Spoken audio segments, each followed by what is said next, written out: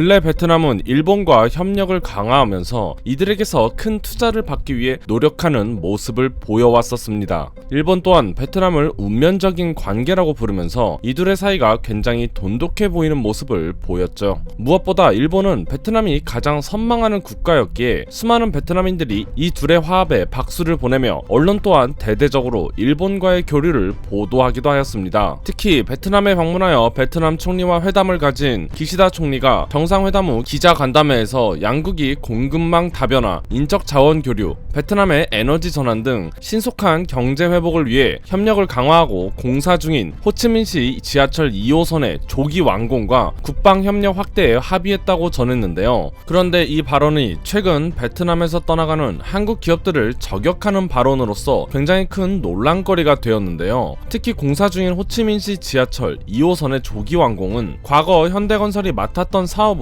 베트남 정부가 공사 대금을 차일피일 미루자 현대건설이 공사 중단을 선언하며 국제 중재를 요청했었던 사건이었죠. 사실상 일본이 베트남에서 한국의 대체제가 되기 위해 베트남과 깊은 관계를 맺은 것으로 보이는데, 베트남 또한 한국의 투자가 사라진 지금 사실상 마지막 기회였다고 생각했을 겁니다. 그런데 최근 올라온 기사에 따르면 사실 베트남과 일본의 투자 관련 교류가 의견 갈림으로 인해 현재 제대로 이루어지지 않고 있다는 사실이 밝혀졌습니다. 외신에 따르면 일본은 베트남인들의 저렴한 인건비와 동남아시아 거점 확보를 위해 베트남에게 먼저 투자해달라는 뜻을 비췄다고 하는데요. 반대로 베트남은 일본 기업들이 베트남에 투자를 확대하면서 시장 진입을 도와줘야 근로자들을 지원해줄 수 있다며 서로 의견이 갈리고 있는 상황이라고 합니다. 사실상 서로 간의 불신으로 인해 발생한 것인데, 문제는 베트남에게는 시간이 없다는 것이죠. 계속해서 외국 금융 전문가들이 베트남의 경제 상황에 대해 경고하는 마당에 오랫동안 질질 끌 수 있는 문제가 아닌 것입니다. 베트남 정부가 일본과 일이 밀착하는 스탠스를 계속해서 언론에게 보여주었던 가장 큰 이유 또한 마음이 떨어진 한국 기업들에게 일본과 밀착하는 모습을 보여준다면 이를 악물고 다시 베트남에 대한 투자를 늘릴 것이라고 생각했던 것인데요. 이렇게 하면 메말라가던 한국 기업들의 투자도 이끌어내고 일본에 대한 투자도 새로 이끌어낼 수 있는 베트남으로서는 최고의 시나리오였던 것입니다. 이처럼 베트남 정부는 일이 뜻대로 잘 풀리지 않자 발등에 불이 떨어져 버렸습니다. 그리고 최근 한국에게 다시 투자를 이끌어내기 위한 계획을 준비 중인 것으로 알려졌는데요. 최신 기사에 따르면 판민진 베트남 총리가 총리실로 주 베트남 한국 대사와 삼성, LG 등 현지에 진출한 주요 한국 기업 법인장 등 26명을 초청하여 간담회를 하고 애로사항 및 건의사항 청취를 했다고 전했는데요. 베트남 총리가 직접 나서서 현지에 진출한 특정 국가 기업인들을 대거 초청해 간담회를 하는 것은 매우 이례적인 경우인데, 현재 베트남이 얼마나 궁지에 처했는지 잘 알 수 있는 부분이기도 합니다. 찐 총리는 인사말에서 한국은 베트남의 최대 투자국으로 오랫동안 베트남에 투자해왔다면서 앞으로도 한국 기업들이 투자할 기회를 많이 만들어 나갈 것이라고 말하며, 또 베트남에 투자하다가 애로사항이 있으면 언제든 얘기해달라면서 적극적으로 해결해주겠다고 입장을 밝혔습니다. 일본과의 투자 논의가 제대로 풀리지 않자 다시 한국 기업들의 발목을 잡기 위한 시효를 하는 것이죠. 애로사항을 적극적으로 해결해주겠다는 말 또한 애초에 처음부터 잘 해결해주었으면 좋았던 것을 이제 와서 언제든 애로사항이 생기면 해결해주겠다는 말을 하는 것을 보면 베트남의 이중성이 참으로 잘 드러나는 부분이라 할 수 있습니다. 또한 베트남의 지방 정부들도 냉각된 한국 기업 투자를 유치하기 위해 나선 것으로 보이는데요. 하지만 이러한 베트남 총리와 정부의 노력에도 불구하고 한국 기업들은 그다지 큰 관심을 보이지 않고 있는데요. 최근 베트남에서 떠나가는 한국 기업들을 본 여러 국가들이 이 틈을 놓치지 않고 어마무시한 혜택을 제시하며 어떻게든 한국 기업들을 데려오기 위해 안간힘을 쓰고 있기 때문입니다. 특히 미국 조지아주에 한국 기업 120곳이 들어서며 현대차와 SK를 포함한 한국의 대기업들이 투자하고 있는 것으로 알려지면서 사실상 베트남에 대해선 신경도 쓰지 않고 있는 모습을 보여주고 있습니다. 슬로바키아 경제부 장관은 아예 대놓고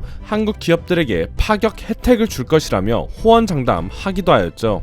베트남은 일본이 한국을 대신할 새로운 돈주머니라고 생각했을 겁니다. 하지만 일본과의 대화가 뜻대로 돌아가지 않으며 완전히 좌절될 위기에 놓여버린 지금, 이제는 체면이고 뭐고 간에 살아야 한다는 생존 본능으로 다시 한국을 찾으며 반성문을 쓰고 있는 것이죠. 한국 기업들이 막대한 투자를 했을 때는 잡아놓은 물고기로 생각하면서 갑질을 해댔지만 이제는 상황이 완전히 변해버렸습니다. 누가 갑이고 을인지 정확히 알려줄 필요가 있는 것이죠. 앞으로도 베트남에 대한 상세한 상황 전해드리겠습니다. 이상 국민투비였습니다. 시청해주셔서 정말로 감사드립니다.